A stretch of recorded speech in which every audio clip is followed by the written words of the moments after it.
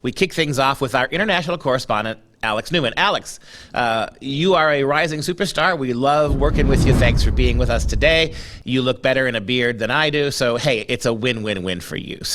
But I do want to introduce our first story, which is Pizza Hut, and yet another corporate sponsor pushing little children into reading books that have all kinds of radical left-wing transgender ideology. Talk about the story, please. Well, thank you, Duke. And I think it's a sign of the times. In fact, I don't know of any society in all of human history that has descended into these kinds of depths of depravity. So you have now the government education system, the Fortune 500 companies, and the federal government itself now trying to push this on families, trying to push this on children. Frankly, it's beyond disgusting, but it's what we've come to expect from the big woke corporations that are having the wokeness agenda pushed on them by companies like BlackRock and by the government and by these new regulations that the federal government is developing on environmental, social, and governance issues. So this is really, really troubling. I think it's going to cost them financially big time, but it shows you just the depths of depravity that we have sunk to as a society. We have some video, some slides to show. Take a look at some of the materials that are being sent. The description, product description. In the spirit of Julian is a Mermaid, a transgender book for kids, this irrepressible picture book celebrates drag kids' individuality and, whoa. Explain to me, Alex, I got a question. It's always bothered me. Individuality, right? How is it individuality if everybody who is male dresses like a woman, dresses in scandalously shocking clothes, who does the same stupid sexualized dancing? How do you get individuality from the collective nature of drag queen shows? It's just another one of the lies that they use to promote this, that you get to be an individual. You get to be unique and special if you choose a new gender for yourself, if you dress up as the opposite sex. It reminds me of what they do to convince kids that they might be transgender or homosexual, too. They've developed this incredible psychological manipulation where they tell these kids that you're part of the oppressor class if you are heterosexual, if you are cisgender, if your skin doesn't have enough melanin, but hey, you can be a victim if you just identify as a new made-up gender, or if you just are a boy and come to school wearing a dress, or if you just announce that you're a homosexual attracted to the same sex. It's very manipulative, and what they're doing here to kids is deliberately pushing them into this, right? I was a kid in the 1990s, and this stuff was unheard of, Duke. I never met a kid who had been confused about their gender, who had been subjected to these crazy ideas, and so it wasn't a thing. And yet now it is completely and totally ubiquitous. It's because they're pushing it on these children. Well, this is part of Pizza Hut's Kid Club, right? They've got a club for children, and you can see the different titles here, right? Be Amazing, the many meanings of Myelon, and it's just unbelievable to me that they're targeting to these kids. And part of the problem that I have about this is this is all cynically corporately directed. They've decided, almost exclusively because of Twitter, that this is a much bigger thing than it is. This is a much broader phenomenon in world culture than they really think it is. And so they're trying to get the trend, and so they want to be seen as woke.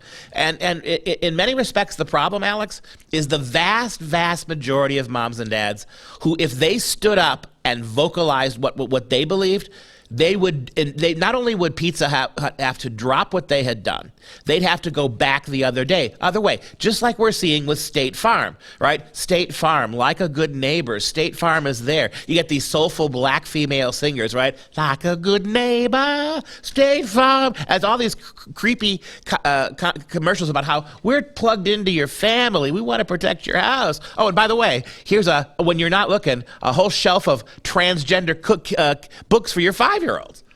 Yeah, and it's the same thing that's happening in libraries. It's the same thing that is happening at Disney, right? Disney found out the hard way the consequences of this kind of abomination.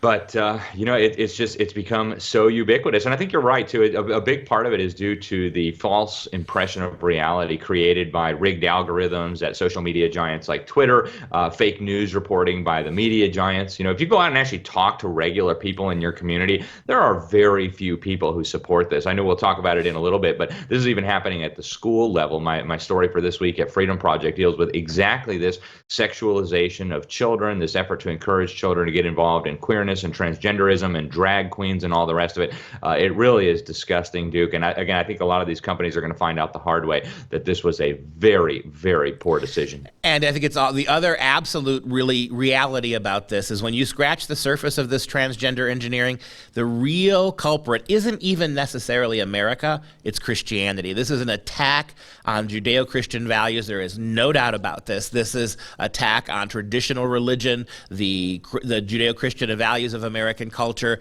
If the progressives can uproot that entire spine, that's the entire spine of Western culture. If you can rip the spine out of Western culture, guess what? There's nothing else that's going to be able to stand. Let me ask you this question at the end of our minute here. How many 7-year-olds, if you ask them, would you like Halloween every day of the year? How many kids would say no? None, right? Right. Free candy. If you tell little kids, right, that by dressing up like in a Halloween costume every day, it's Halloween every day. This is what they're doing. They're convincing very vulnerable kids that everything now is make-believe. Everything is Christmas Eve. Everything is Halloween. And that's what they're doing to our children. This has nothing to do with these kids having epiphanies that their gender doesn't match what's in their pants. It makes no sense. That's exactly right, Duke. And frankly, I think this needs to stop, and these people need to be held accountable. Any previous generation in our history would have recognized this as abuse of children, and we need to get back to that understanding. All right, we're going to take a break in this segment. We're going to do a second segment with Alex on a similar story right after the break.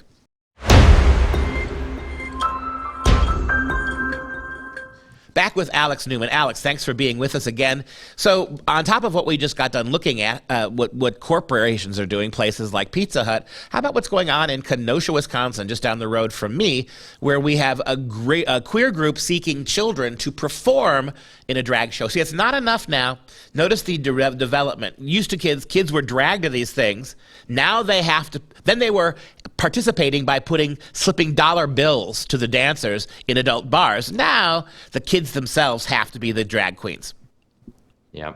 It is so grotesque, Duke. It's a symptom of a totally depraved society. And believe it or not, this is happening in schools, too. In fact, that's what my latest article was about at the Freedom Project, my weekly education piece.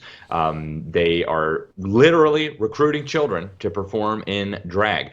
And, I mean, everybody who's ever looked at drag knows that this has very sexual overtones, and it's not even concealed, right? It's in your face that this is the sexualization of children. This is predatory. It's grooming. It's all of the horrific things that a civilized society would never tolerate, especially directed at children. And yet here it is in your face in communities all over the country, including in states like Wisconsin and including on the left coast. Let's take a look at the actual slide from Facebook.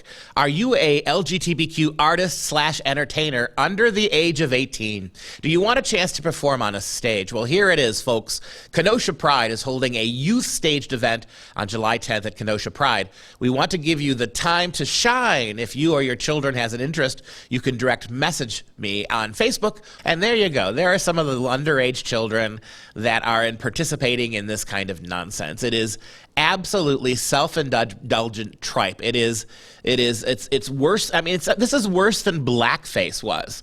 To me, than over the last 150 years. I mean, this is we hear from the left all the time about cultural appropriation. Nowhere do we talk about how young boys are being encouraged to actually appropriate femality. You know, go back to what Matt Walsh had said. What is a woman? His what powerful documentary. This is the question. You're erasing women with this garbage, and the feminists themselves seem to be completely absent. Yeah, it's so grotesque, Duke, and I think there's several things going on here. You and I have been sounding the alarm for years about how one of the end goals of this movement was the normalization of pedophilia, and that's exactly what this is directed toward. This is turning children into sexual objects for the gratification of adults.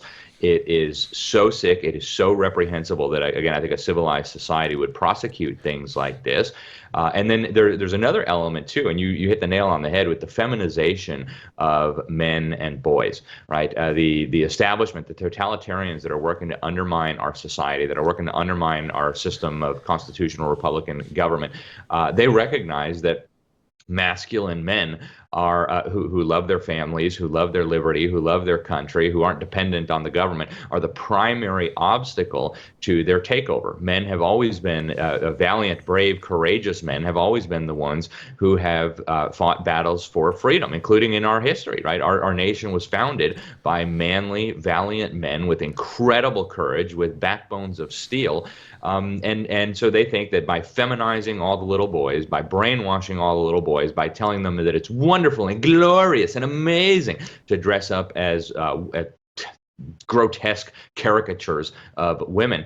I mean, this is all very carefully calculated, and we need to be clear about that. There are very evil agendas at work here. Gets even worse, Alex. Dallas, Texas. We had a child-friendly drag show at Dallas Gay Bar, which prompts state lawmakers to actually look at banning this kind of stuff. You will not believe the video I'm about to show you. I'm going to also point out that it's important that you see. They talk about the left, that this has nothing to do with sex. Then why is there a neon sign right behind the dancing kids that says, and I quote, "It's not going to lick itself"? Take a look.